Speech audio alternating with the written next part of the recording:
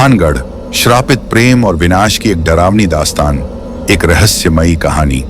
राजस्थान की सुनहरी रेत और सूखे पहाड़ों के बीच बसा एक पुराना नगर, भानगढ़।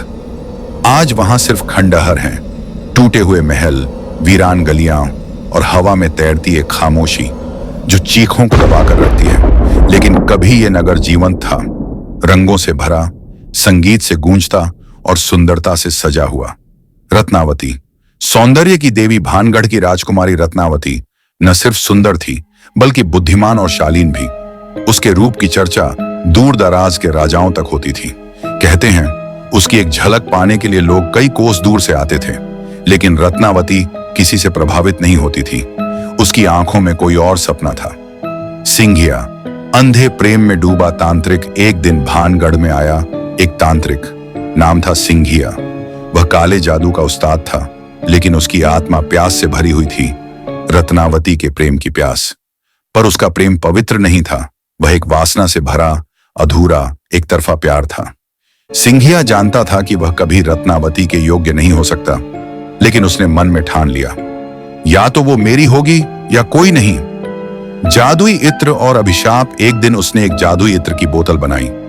उसका जादू ऐसा था कि जिस पर यह इत्र लगेगा वह सिंघिया के वश में हो जाएगा। उसने एक नौकर के जरिए यह इत्र राजकुमारी तक भिजवाया। लेकिन रत्नावती सिर्फ सुंदर नहीं, चतुर भी थी। जैसे ही उसने इत्र की सुगंध को महसूस किया, उसकी आंखें चौकन्नी हो गईं। उसने शक होते ही वह बोतल पास पड़े एक पत्थर पर दे मारी। जादू उल्टा पड़ा। पत्थर हवा में उछलता हुआ सिंघिया पर जा गिरा। मरते वक्त का श्राप। सिंघिया की सांसें टूट रही थीं, पर उसकी आंखों में एक आग थी। उसने कराहते हुए जमीन पर मुट्ठियां मारी और चिल्लाया, ये नगर अब कभी नहीं बचेगा।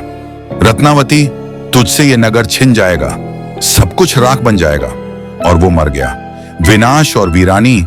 कुछ ही समय बाद भानगढ़ पर एक हमला हुआ।